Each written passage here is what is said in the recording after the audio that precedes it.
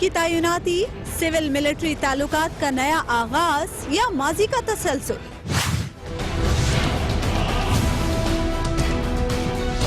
Mayor Karachi के पास इख्तियार न वसाइल, शहर कैसे चलेगा? सी पैक में शमूलियत के लिए दूसरे मुल्क बेचैन। अस्सलाम वालेकुम नाज़रीन, आप देख रहे हैं प्रोग्राम खबर ये हर, मैं हूं आपके साथ उस्मान ओमान। नाज़रीन, नए आर्मी चीफ का तकर्रुर हो गया है, उन्हें क्या चैलेंजेस दरपेश होंगे, इस हवाले से हमने कल बात की और आज हम बात करेंगे सिविल मिलिट्री ताल्लुकात के हवाले से। हारून साहब, सिविल मिलिट्री ताल्लुकात में वही कंटिन्यूटी रहेगी या कुछ तब्दीली आएगी, कोई पॉलिसी तब्दील होगी? इस हवाले से वक्ती तौर पे तो बेहतरी हो गई ना, और ये बेहतरी रहेगी, उस वक्त तक रहेगी जब तक कोई वाकया नहीं हो जाता, और वाकया का अंदेशा है। देखिए ना, राहिल शरीफ साहब बड़ा खुश अखलाक आदमी थे, पर्सनालिटी क्लैश अवॉइड करते थे, ये भी वही टाइप है, बल्कि ये उससे भी कुछ ज्यादा। मतलब ये वो जो लोग होते हैं ना, जो ना सिर्फ ये है कि उलझते नहीं हैं बल्कि कोशिश करते हैं उलझाव पैदा हो तो उसको शुरू में जरूर कोशिश करते हैं सुलझाने की। Basically he is a strategist, he is like a chess player. जो इसकी शख्सियत है ना ये जनरल साहब की, ये चेस प्लेयर की तरह सोचते हैं, प्लान करते हैं, और अपने असल जो अज़ायम है, इसलिए कि सोल्जर को ऐसा ही होना चाहिए, वो पोशीदा रखते हैं प्लानिंग, ये नहीं प्लानिंग पोशीदा रखते हैं, ये नहीं कि उसमें कोई दिखावा करते हैं ये वो। वैसे इजी गोइंग हैं, रिलैक्स हैं, लोगों से घुलते मिलते हैं, दोस्तों से बहुत ज्यादा। तो मगर ये एक आदमी का, दो आदमी का मसला नहीं है, ठीक, ये दो इंस्टीट्यूशंस का, ये एक आदमी और एक इंस्टीट्यूशन का मसला है। ये सिविल सर्विस की तरह, पुलिस की तरह या दूसरे सरकारी महकमों की तरह ये ईंटों का ढेर नहीं है फौज, ये दीवार है, इसमें से एक ईंट निकालेंगे तो दूसरे पे असर होगा। तो जो रिएक्शन होगा वो होगा अदारे का, और वो अपनी ताकत कहां से ड्राइव करता है आर्मी चीफ? अपनी कॉन्स्टिट्यूएंसी से, अपनी आर्मी से। अब इश्यूज हैं इंडिया के मामले में, ताल्लुकात में फौज की एक अप्रोच है, वजीर आजम साहब की एक और अप्रोच है। उसका हल क्या? बलूचिस्तान के मामले में, टेररिज्म में, कराची में, वजीरिस्तान में ज्यादा ताबन चाहते हैं। वजीर आजम कभी कोई नहीं गया, यही नहीं कभी कोई वजीर आजम नहीं गया कबायली इलाके में। कोई फौज को शिकायत है कि भरपूर मदद नहीं देते, इन्वॉल्व नहीं होते। मीरान शाह गए थे, अच्छा किया अगर गया, मैं माफी चाहता हूँ अगर वो जाना चाहिए, उसमें इन्वॉल्व नजर आना चाहिए। इंडिया के मामले में फौज से बात करनी चाहिए, अफगानिस्तान के मामले में बात करनी चाहिए, रास्ता निकल सकता है। होता यह है कि एक आदमी समझता है कि दूसरा बात करेगा, दूसरा समझता वो करेगा, कम्युनिकेशन गैप होता है, वो कम्युनिकेशन गैप पैदा होने देना नहीं चाहिए। कल वजीर आजम का रवैया ठीक था, वो मुस्कुराए बड़ी बशाशत के साथ। वो जनरल राहिल के मामले में उन्होंने रवैया ये नहीं रखा था, वो जरा सी शतरंजी हो गई। देखे ना वो कैसे, कब बिगड़ा था, कोई प्रॉब्लम नहीं था, वो एक मीडिया ग्रुप के पलड़े में वजन डाल दिया, और वजीर ने तो कमाल ही कर दिया ना। वजीर ने कहा हम गुलेल वालों के साथ नहीं, ये गुलेल है, छोटे बच्चे हैं, गुलेल चलाते फिरते हैं, गैर जिम्मेदार। उसमें देखो मैसेज क्या गया। ख्वाजा सब बेचारे को तो ऐसे पुराना क्लिप चला दिया था, वो तो उस वक्त की बात नहीं थी, बाइस ने किया था। अगर तो ये समझ लें, देखिए फौज एक मॉडर्न अदारा है, मरबूत अदारा है, वो इस तरह काम करता है जैसे अमेरिका को कोई महकमा करता है, बरतानिया करता है, फ्रांस का करता है, पाकिस्तानी महकमों से मुख्तलिफ है। उसमें एक आदमी की प्रमोशन होती है, हर स्टेज पे उसको साबित करना पड़ता है वो दूसरों से बेहतर है, उसमें एहतसाब है। मैं बड़े बड़े ब्लंडर्स की बात नहीं कर रहा, वो हमारी तारीख का एक अलग बाब है कि माशाल्लाह लगे, ये हुआ वो हुआ, तो वो तो गलत ही है, उसकी कौन हमायत कर रहा है, और उसका कोई फायदा नहीं। अगर तो इसकी नोयत को समझ लिया जाए और लूज टॉक न कीजिए, लूज टॉक बहुत करते हैं सियासतदान, और एक आदमी, मैं अब नाम नहीं लूंगा, एक आदमी बहुत सारे करते हैं। और ये फिक्रा मैंने जिस आदमी ने कहा है उसे पता होगा, जिसने कहा है, ये चंद आदमियों को इसका पता है, लेकिन आज मैं पहली दफा कह रहा हूँ कि कहा कि ये अकल कुल बन जाते हैं। हुकूमत के अहम तरीन लोगों में से एक साहब ने कहा, और इस स्टेज पे कहा जब ये फैसला हो रहा था। और गुलाम इसहाक खान के साथ भी ऐसे बिगड़ा, गुलाम इसहाक खान ने रेस्क्यू किया था इनको, असलम बेग, तो उसमें असलम बेग कसूरवार था, उसमें नवाज शरीफ साहब कसूरवार नहीं थे। कहते थे मई नहीं गुजरने दूंगा, जून नहीं गुजरने दूंगा, ठीक, तो उन्होंने मदद की। तो शहबाज शरीफ साहब कहते थे पटवारी को कदों साड़ी जान छूटेगी, यानी आप ये कह रहे हैं अभी वही कंटिन्यूटी रहेगी? नहीं, अभी तो कोई प्रॉब्लम है ही नहीं ना। अभी तो वो देखे, ये सिचुएशन ये है कि परसेप्शंस का फर्क है। टेररिज्म पे मदद चाहिए, कराची में चाहिए, बलूचिस्तान में चाहिए, انڈیا کے معاملے میں پرسیپشنز کا فرق ہے. کشمیر میں پرجوش تائید فوج چاہتے کی جائے, ابھی تو پرسیپشنز کا فرق ہے, اس کو کم کیا جا سکتا ہے, نہ کیا گیا کام, اور ریجیڈیٹی کے ساتھ بیٹھے رہے جو نواز شریف صاحب سے پائی جاتی ہے. حبیب صاحب وہ کون کون سے امور ہیں جن پر سول ملٹری اختلاف موجود ہے؟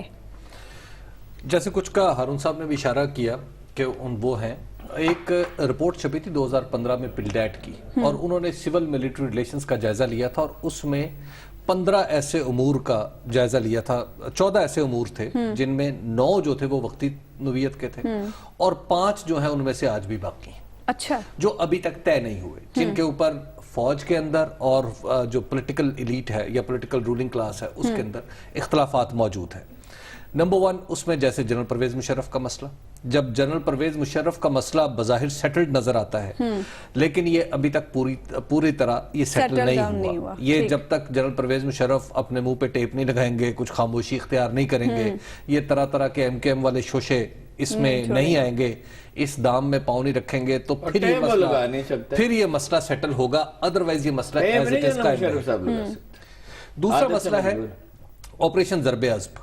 آپریشن ضرب عضب پہ بنیادی مسئلہ نہیں ہے, فوج بھی آپریشن ضرب عضب کرنا چاہتی ہے اور حکومت بھی کرنا چاہتی ہے, کنسنسس ہے, لیکن اس کے طریقہ کار پہ فرق ہے, اس کے دائرہ کار پہ فرق ہے.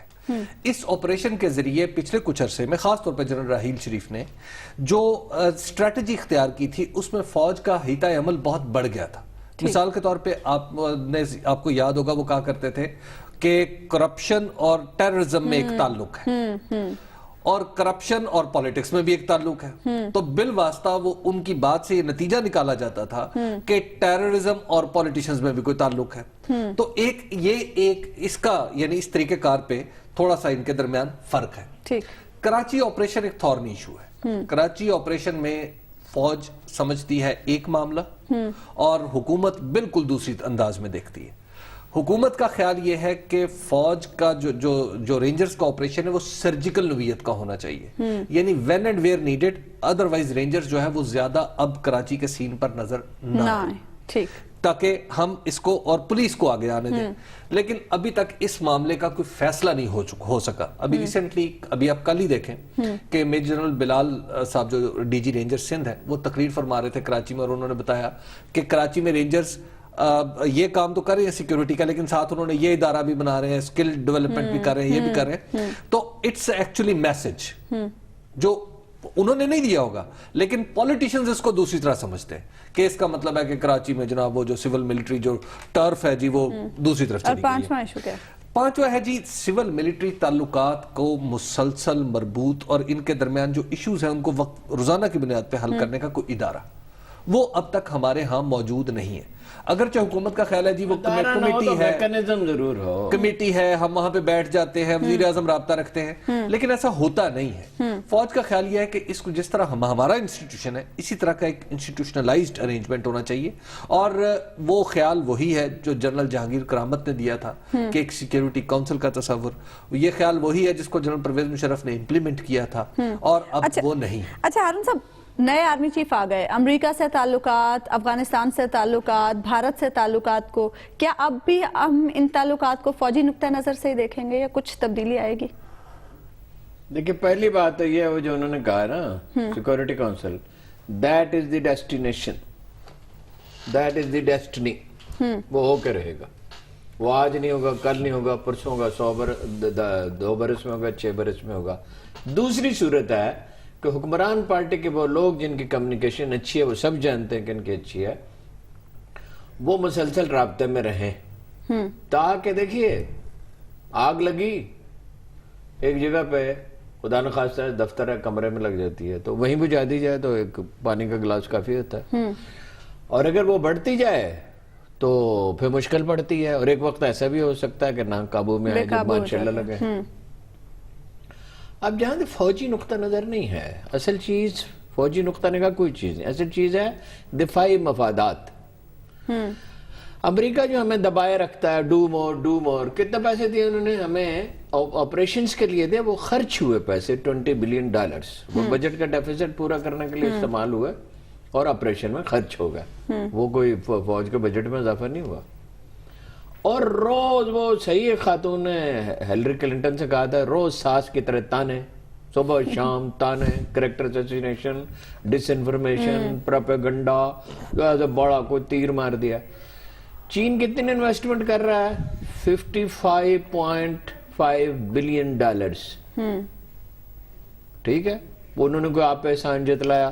مفادات تو مشترکہ ہوتے ہیں نا، مفاد تو چینیوں کا زیادہ ہے، ہمارا بھی ہے، ہمیں بہرحال فائدہ پہنچ سکتا ہے اس سے، ٹھیک طرح سے کیا جائے تو بہت زیادہ فائدہ بھی پہنچ سکتا ہے. تو یہ انڈیا کے معاملے میں ڈیفینس، ہمارے دفاع کے تقاضے ہیں، یعنی انڈیا سے تعلقات بہتر بنائے جائیں، مگر گیو اینڈ ٹیک ہوتا ہے نا.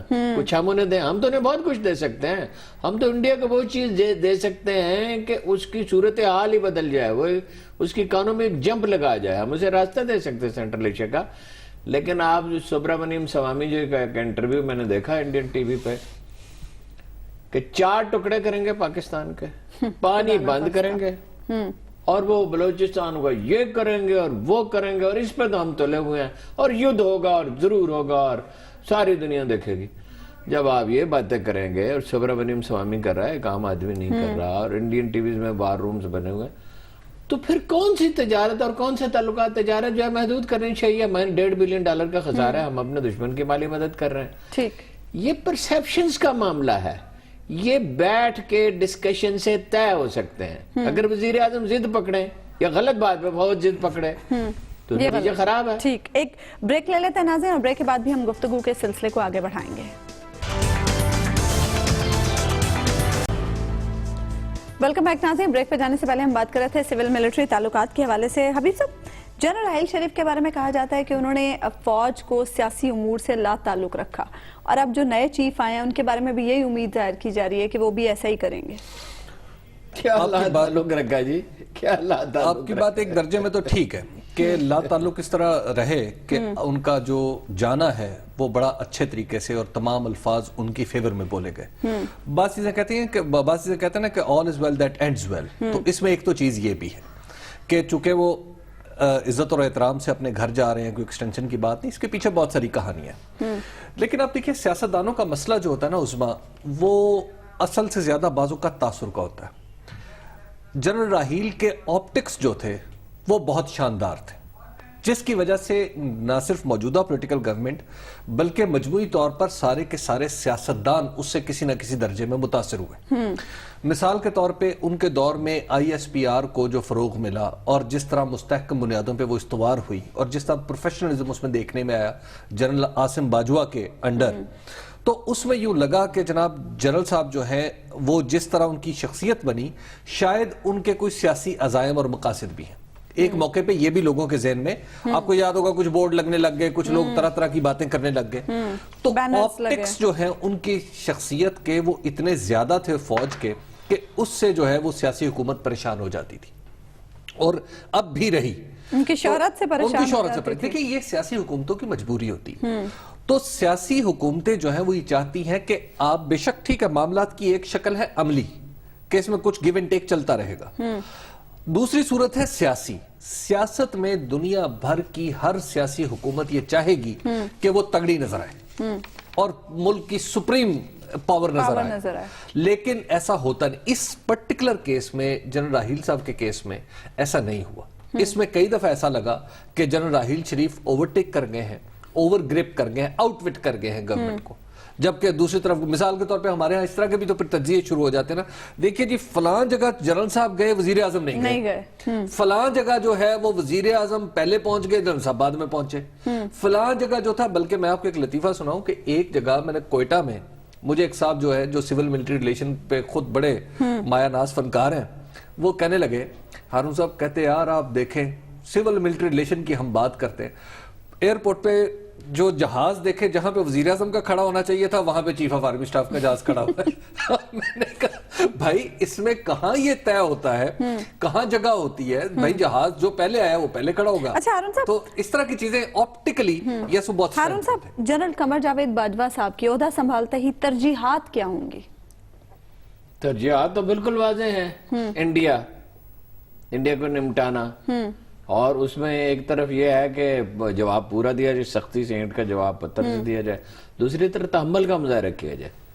یعنی یہ نہیں ہے, کوئی اسٹریٹجسٹ یہ نہیں کرتا وہ پرووک کرنا چاہتے ہیں تو آپ پرووک ہو جائے, وہ چاہیں گے پرووک کرنا. اور ٹیررزم ہے, اور یعنی ایک تو انہیں بہت ضروری کام یہ ہوگا کہ فوج میں اب تبادلے ہوں گے, پلیسمنٹس ہوں گی.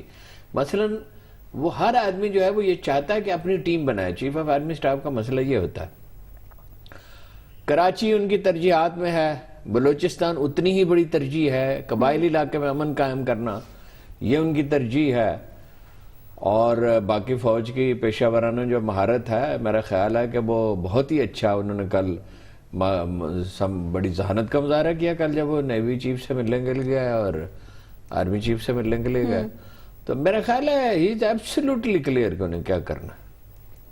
اچھا, ہی از کلیئر. اچھا, ایک حبیب صاحب کسی نے بڑی اچھی ٹویٹ کی اور لکھا کہ ویسے کتنی عجیب بات ہے کہ ووٹ تو ہم وزیر اعظم نواز شریف کو دیتے ہیں اور ہماری پوری توقعات فوج سے ہوتی ہیں کہ وہ پاکستان کی حفاظت کرے اور پاکستان کے تمام مسائل اور امور کو نمٹائے. یہ ٹویٹ کرنے والے کی ذاتی رائے ہو سکتی ہے, یا بعض لوگوں کی کچھ آراء اس طرح کی رہی ہیں کہ وہ توقعات حکومت سے, پولیٹیکل حکومت سے اپنے اختلاف کو پہلے وہ نفرت کی شکل دیتے ہیں, پھر اس نفرت کو فوج کی محبت میں ڈالتے ہیں, اور پھر چیف آف آرمی سٹاف کے کندھوں پہ وہ بوجھ بھی ڈالتے ہیں. لیکن ہم نے پچھلے کچھ عرصے میں دیکھا کہ ہر معاملے میں عوام جو ہے, قوم جو ہے وہ فوج کی طرف دیکھتی ہے. یہ عوام اور قوم کی نمائندگی جو ہے نا وہ پارلیمنٹ میں ہوتی ہے. یہاں پہ ہم صرف خبریں دیتے ہیں اور فیکٹس دیتے ہیں, تو ہماری رائے ہو سکتی ہے زیادہ سے زیادہ. نہیں, پارلیمنٹ میں کون سی, میڈیا بھی تو لوگوں کی آواز ہے نا, لوگوں کی آواز ہم بھی تو پہنچاتے ہیں. ہم لوگوں کی بات کرتے ہیں, لوگوں کی آواز نہیں ہے, اس بات کو سمجھیے. لوگوں کی آواز پارلیمنٹ میں, لوگوں کی آواز عمران خان اٹھائیں, عمران خان کسی کو بلائیں, ایک اگرچہ انہوں نے بلایا تھا لیکن بہرحال عمران خان کریں, اور دوسری جو پولیٹیکل جماعتیں ہیں, پیپلز پارٹی کرے, پی ایم ایل این کرے, ہمیں تب سمجھ میں آئے گی نا. پارلیمنٹ میں تو عوام کی بات ہوتی ہی نہیں. ہارون صاحب آپ کی بات کو ہم آگے بڑھائیں گے, بات ہو جائے تو پھر مسئلہ ہی کیا رہے. گفتگو کے سلسلے کو ناظرین آگے بڑھائیں گے ایک بریک کے بعد.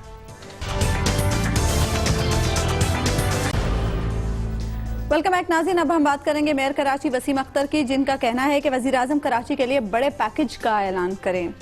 ہارون صاحب, کراچی میں اپلفٹ کیا تھا, کراچی کو اپلفٹ کیا تھا جنرل مشرف نے, اور 29 ارب کا پیکج دیا تھا کراچی کے لیے. اب نہ جنرل مشرف ہے نہ 29 ارب ہے, میئر کراچی کیسے کریں گے؟ 29 ارب تو ہیں, 29 ارب دے گا کون؟ جنرل مشرف نے نہیں دینا چاہیے. دو چیزیں کرنی چاہیے. ایک, کراچی کے لیے کوڑے کے ڈھیر پڑے ہوئے ہیں, سڑک کی ایک عمر ہوتی ہے, سڑکیں بنا دی تھی, شہر پھیل رہا ہے, 5% ہر سال اس میں آبادی میں اضافہ ہو جاتا ہے. بلدیاتی اداروں کو اختیارات بھی ملنے چاہیے, پیکج بھی ملنا چاہیے جتنا پاسبل ہے. اس لیے کہ کراچی آدھی آبادی ہے نا سندھ کی, اب تو آدھی سے شاید کچھ زیادہ ہو گئی ہوگی, تو ریونیو بھی وہیں سے ہوتا ہے, انڈسٹری بھی وہیں ہے, جابز بھی وہیں ہیں, تو اس کی اہمیت تو اتنی کہ پورے سندھ کا جتنا بجٹ ہو اس کا 50-60% اس پہ خرچ ہونا چاہیے, جو نہیں کیا گیا. کیونکہ سندھی جاگیردار جو ہے وہ کراچی سے ایک طرح کی چڑ اسے رکھتا ہے, تو فائدہ تو اٹھاتا ہے مگر اس کا حصہ اسے نہیں دیتا ہے. لیکن بنیادی مسئلہ یہ ہے کہ اتنا ٹیررزم نے اسے برباد کیا ہے اس شہر کو, اس کا اندمال ہونا چاہیے نا. اب ایک مسئلہ تو حل ہو گیا, اس سے تو جان چھوٹی نیک وقت سے. اب سیاسی خلا باقی ہے, آپریشن ہو رہا ہے تو رینجرز نے قربانیاں دے کے اسے بچا لیا. لیکن یہ کہ گریجولی پولیس کو ٹیک اوور کرنا چاہیے اور سول محکموں کو ٹیک اوور کرنا چاہیے, اس کی کوئی بڑی پلاننگ ہونی چاہیے, اور مل بیٹھ کے سول ملٹری لیڈرشپ کو کرنی چاہیے. اس میں اب آویز شب بھی ہے, مختلف سیاسی جوڑے ایم کے ایم کے دھڑے آپس میں الجھتے ہیں, جماعت اسلامی اپنی سپیس تلاش کر رہی, ظاہر ہے یہ تو ہوگا. تو اس میں جب تک پولیس ٹھیک نہ ہو, نظام عدل بہتر نہ ہو, اب گورنر صاحب لگا دیے ہیں, اور گورنر صاحب لطیفوں کا موضوع بن گئے ہیں. 2-4 مہینے ٹھہر کے انہیں مستعفی ہو جانا چاہیے, تھوڑے دن جھوٹے لے لیں اور کوئی ڈھنگ کا گورنر لگائیں, اور کوئی اختیارات کی تقسیم اس طرح سے کریں, کچھ کام گورنر کے ذمہ لگائے جائیں, بلدیاتی اداروں کو با اختیار اور طاقتور بنایا جائے. اب یہ الگ بحث ہے وسیم اختر کون ہے اور کیا کرتا ہے, لیکن بہرحال وہ میئر بن گیا تو میئر کے پاس اختیارات ہے, اب تو ادارے کو اختیار دینا نا, کسی شخص کا تو مسئلہ نہیں ہے نا. میئر کراچی کے پاس اختیار نہیں ہے, فنڈز نہیں ہیں, آ جا کے صرف ووٹ ہی ہیں. فنڈز مانگ کے کیا انہوں نے اپنی ناکامی کا اعلان کر دیا ہے؟ مجھے یہ لگتا ہے یس. ایم کیو ایم کے پاس جو کراچی کی میئرشپ ہے نا، وہ ایم کیو ایم کو بخوبی اندازہ ہے کہ کس طرح فنڈز کا ارینجمنٹ کرنا ہے. لیکن اب ایم کیو ایم کے وہ حالات نہیں ہیں نا. ایسا نہیں ہے کہ فنڈز ہے ہی نہیں. مثال کے طور پہ 2016 اور 17 کا جو رواں مالی سال کا بجٹ ہے، اس میں مراد علی شاہ صاحب نے یہ بجٹ جو تھا اسمبلی میں پیش کیا تھا، جو اب وزیر اعلیٰ ہے، اس بجٹ میں 50.3 ارب روپیہ اکارڈنگ ٹو ہز اسٹیٹمنٹ یہ رکھے گئے ہیں کراچی کے لیے. اور کراچی میں 34 مختلف منصوبے ہیں جن کے اوپر یہ پیسے لگنے ہیں. آپ وہ پیسے لگوائیں، ضروری نہیں کہ سارے پیسے میئر کے ذریعے لگے، آپ وہ پیسے لگوائیں. دوسری بات ہے کہ ان کی یہ بات نہیں، زیادہ تر تو میئر کے ذریعے لگنے چاہیے. نہیں، دوسری بات مجھے اس کے ان منصوبوں کی نیچر بھائی، اس کے جو کراچی اور حیدرآباد کی شہری آبادی ہے وہ اس کے سوا مطمئن نہیں ہوگی اور کوئی صورت نہیں ہے. دوسرا اس میں مجھے یوں لگتا ہے کہ جیسے میئر صاحب نے جیل میں رہتے رہتے شاید کچھ پورے پلانز پڑے نہیں ہیں.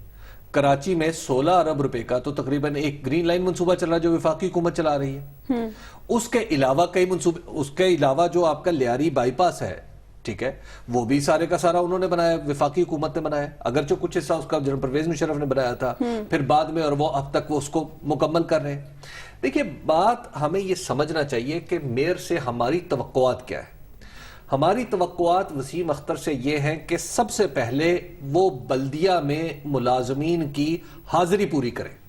ماضی میں ایم کیو ایم کے اوپر یہ الزام بڑا متعین لگتا رہا ہے کہ ایم کیو ایم نے کچھ لوگوں کو بھرتی کیا تھا اس میں بلدیہ میں اور ووٹر بورڈ میں کہ ان کے ذریعے اپنے آپ کو سیاسی طور پہ مضبوط کیا جائے. اور سٹیل مل میں، اور سٹیل مل میں چلیے، ابھی تو ہم بالکل شہر کی بات کر رہے ہیں. تو اب ایم کیو ایم کا میئر ہے نا، تو ایم کیو ایم کا میئر سب سے پہلے تو لوگوں کی حاضری پوری کروائے، نمبر 1. نمبر 2 یہ ہے کہ ٹھیک ہے ریسورسز کم ہوں گے شہر میں، شہر کے اندر 4 مشینیں ہیں یا 40 ہیں یا 400 ہیں، جتنی بھی ہیں جو صفائی اٹھانے کی، صفائی کرنے کی، کیا وہ آپریٹو نظر آ رہی ہیں؟ نہیں، بالکل نظر نہیں آ. میئر صاحب بتائیں ہمیں کہ جناب یہ مشینیں آپریٹو کیوں نہیں ہیں.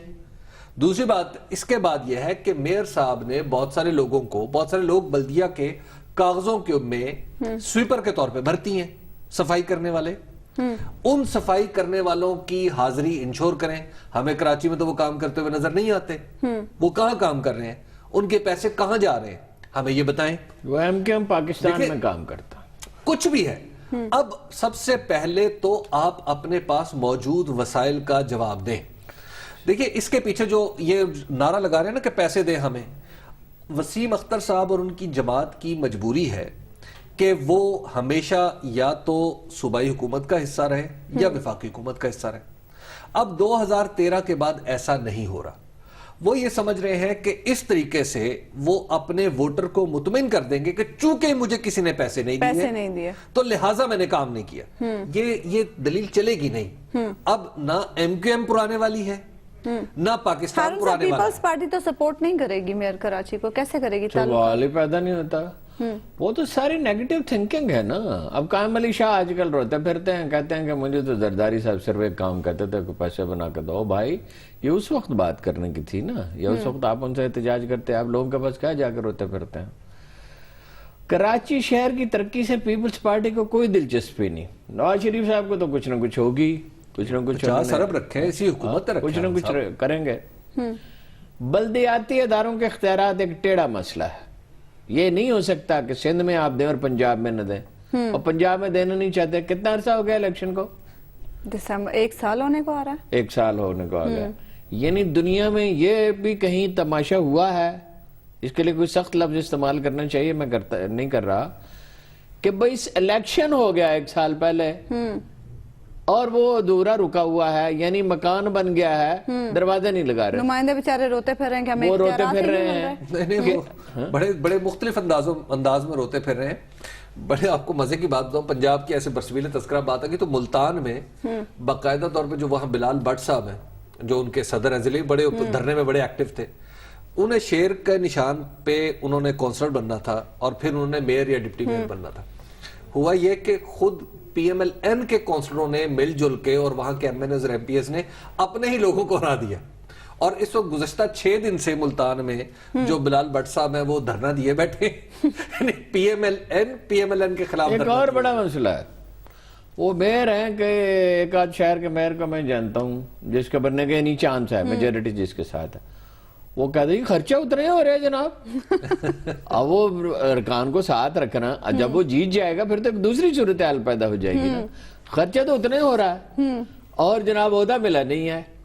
اور بیچ میں وہ شوکت بھٹی صاحب آ گیا. چلو پھر بعد میں بات, ایک بریک لے لیتے ہیں ناظرین, بریک کے بعد گفتگو کے سلسلے کو آگے بڑھائیں گے.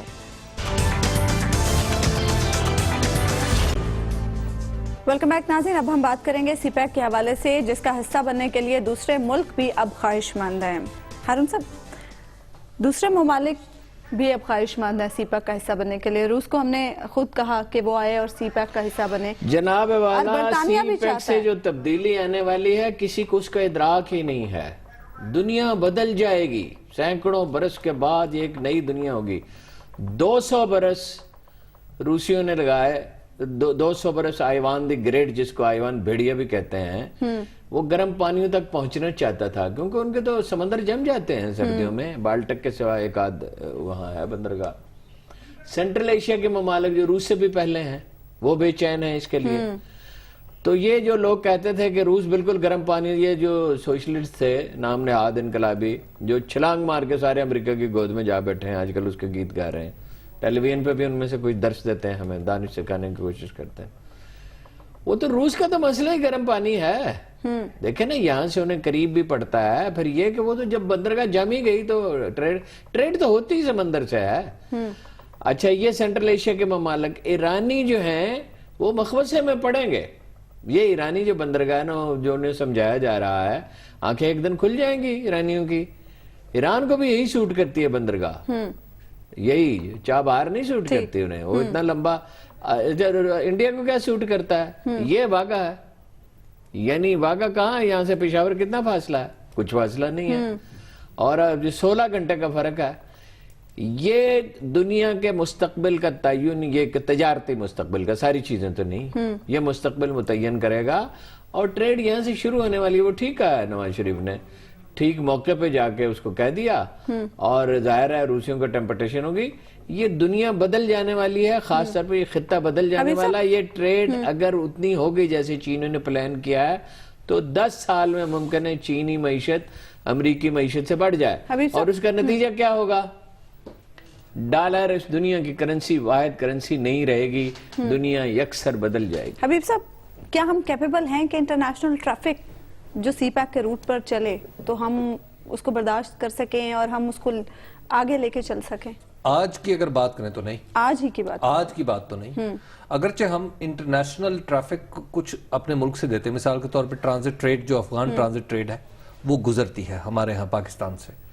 دوسرا, ہم نے ریسنٹلی جو جنگ لڑی, یعنی جنگ امریکہ نے لڑی جو افغانستان میں, اس کے جو نیٹو کے کنٹینرز تھے وہ ہم نے گزارے. اور ایران کا کچھ حصہ, یعنی ایران کے ساتھ ہماری آمد و رفت تھوڑی سی ہے, تو ہمارا ایک انٹرنیشنل ایکسپیرینس تو ضرور ہے کہ انٹرنیشنل ٹریفک کا جس پیمانے پہ ہم بات کر رہے ہیں, اس پیمانے پہ تو وہ بہت ہائی لیول کا. اس کے لیے ہمیں بہت کچھ کرنا ہوگا. سب سے پہلے تو ہم دوسروں کو آفرز کر رہے ہیں, دوسرے بھی بڑے اٹریکٹ ہو رہے ہیں, تمام لوگوں کی یہ خواہش ہے. برطانوی جو وزیر خارجہ نے کہا کہ جناب برٹش کمپنیز یہاں پہ آ کے انویسٹ کریں.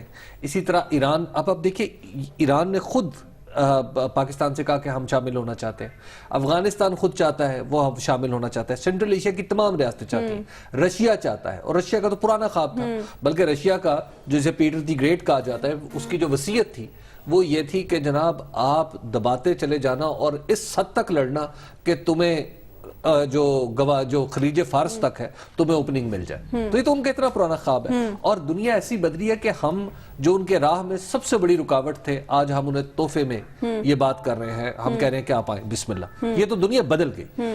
اب بات یہ ہے کہ ہم کیا انٹرنلی اس قابل ہیں. انٹرنلی مجھے نہیں لگتا کہ ابھی ہم اتنی بڑی ذمہ داری لینے کے لیے خود کو قابل کر سکیں. ابھی ہماری بہت ساری چیزیں ہمیں کرنی ہیں, انفراسٹرکچر کے کام تو ہوتے رہیں گے, ہمیں یہاں پہ پولیٹیکل سٹیبلٹی کا تاثر دینا ہے. یہ تاثر بن رہا ہے, اس تاثر کو قائم رکھنا ہے. تاکہ ہم یہ بتائیں دنیا کو کہ ہمارے ہاں جو چلتی ہوئی جمہوریت ہے، فنکشنل ڈیموکریسی ہے، یہ ملک کے اندر انتہا پسندی کو ان دا بڈ ہی ختم کر سکتی ہے. تو اس کی responsibility اس کی صرف صلاحیت government پر رکھتی تو ہے. نہیں ہے. نہیں، یہ سارے سب لوگوں پر سب پر ہے. اس پہ یہ ہم سب پہ ہے. دوسرا یہ ہے کہ ہمیں اپنا جو اوور آل حکومت کا سٹرکچر ہے اس کو بہتر بنانا ہے. ہم فوج کے ذریعے ایک تاثر تو دے سکتے ہیں اپنی مضبوطی کا، لیکن فوج کے ذریعے ہم سڑکوں کو محفوظ رکھنے کا اگر کام کریں گے تو دنیا ہمیں کچھ بہت اچھا نہیں سمجھے گی. ابھی تو ہم اس کی سیکیورٹی ایک اسپیشل ہم نے ڈویژن بنا لیا ہے، ہم اس کو باہر رکھیں. ہم اپنی پولیس اسپیشلائزڈ پولیس بنائیں جو ان سڑکوں کو محفوظ رکھے. یہی تو رونا ہے. ایک اور بھی کام کرنا ہوگا جی، مکہ کرنا ہوگا عمران خان کے ساتھ. وہاں چلا جائے چپ کر کے نواز شریف ان کا چاچا میری جان چھٹ. عمران خان صاحب جگہ چاچا تو لیتے بلاول کرتے ہیں. نہیں، عمران خان صاحب جگہ ٹیکس لیتے ہیں. سیٹلمنٹ ہوگی. جگہ کا سیٹلمنٹ لے ہونی ہے ہارون صاحب، وہ بھی جگہ اس نے پاکستانی کیا لینا؟ جگہ تو نواز شریف صاحب لیتے ہیں. یہی آپ وہ کہاں سے جگہ لیتے ہیں بھائی؟ یہی آپ کہلوانا چاہتے تھے. نہیں، نواز شریف صاحب تو جگہ لیتے ہیں. کیوں؟ کس سے یہ پیسہ انہوں نے یہ خربر پہ کہاں سے بنایا ہے؟ چلے جگہ نا بات سی پیک کی ہو رہی ہے. آپ اس عوام کو سے جگہ لیتے ہیں. پاکستانی عوام سے پاکستانی عوام سے شریف خاندان 30 سال سے جگہ لے رہا ہے. راجون ہارون صاحب، آپ اپنے ملک کے وزیر اعظم کے بارے میں تو کچھ ٹاپک پہ ہی رہتے ہیں. ڈیفینیٹلی اب جیسے جیسے دوسرے ملک آئیں گے شمولیت کے لیے تو ہمارے دشمنوں کی تکلیف تو اور بڑھتی جائے گی، اور وہ بھی بڑھتی جائے گی. آپ حاسدوں کو ملحوظ رکھ کے شرنک تو نہیں ہو جاتے نا کہ بھی حاسد تو ہمارے بہت ہیں، اور وہ بھی ہیں جن کے بارے میں ہمارا خیال ہے کہ نہیں ہے، وہ بھی حاسد ہیں. دیکھیے، حسد ایک ریئلٹی ہے. رسول اللہ صلی اللہ علیہ وسلم نے فرمایا کہ ہر صاحب نعمت سے حسد کیا جاتا ہے، اور پھر یہ بھی ہے کہ جس سے حسد کیا جاتا ہے اس کے لیے نعمت میں اضافہ کر دیا جاتا ہے. اس کو نہیں سوچنا چاہیے. سوچنا یہ چاہیے کہ اس کے تقاضے کیا ہیں، اور وہ کیا جا سکتا ہے. ادارے بنائے جا سکتے ہیں. مثلا یہ کہ فوج کی مدد سے پولیس ٹرینڈ کر لی جائے، ایسی اسپیشل فورسز ٹرینڈ یہاں کی ہے نا، فوج کی مدد سے کی ہیں. یہ اینٹی ٹیررسٹ فورس جو ہے، اس کے لیے اسپیشل فورس بنائی جائے. آپ کو کتنے پیسے ملیں گے؟ 10 سے 15 بلین ڈالر کم از کم. پھر وہ بڑھ جائیں گے. پھر انٹرنیشنل ٹریڈ میں جو آپ سیکھتے ہیں، ایکسپوجر سے سیکھتی ہیں نا قومیں. یہ صلیبی جنگیں ہوئی اور اسپین میں مسلمانوں کی حکومت ہوئی تو یورپ نے اسی سے سیکھا نا. یورپ تو اندھیروں میں ڈوبا ہوا تھا. جب اسپین کی گلیوں میں چراغ جلتے تھے اور یہ پائپوں کے ذریعے پانی جاتا تھا تو شانزے لیزے میں خواتین کو اپنے پائچے اوپر اٹھا کے گزرنا پڑتا تھا. کہاں سے انہوں نے سیکھا؟ ادارے اسی طرح بنتے ہیں. ہم ویسٹ سے سیکھیں گے بہت سی چیزیں، بہت سی ماڈرن ٹیکنالوجی جو ہے. ہمیں تقاضے پورے کرنا ہوں گے. ہمارے پاس آپشن ہی کوئی نہیں اس کے سوا. اکانومی اپنی اگر ہم ٹھیک نہیں کریں گے اور بھیک مانگتے رہیں گے تو کیسے ملک چلے گا؟ ملک کمزور. ضمانت ڈیموکریسی میں ہے، اس کو کنٹینیو رکھیں، اس کو فنکشنل رکھیں. رول آف لا میں ہے، ڈیموکریسی میں نہیں. ڈیموکریسی چلتی رہے گی، سی پیک رواں مگر رول آف لا. ناظرین ختم. آپ سے ملاقات ہوگی انشاءاللہ اگلے ہفتے اللہ نے کے بعد.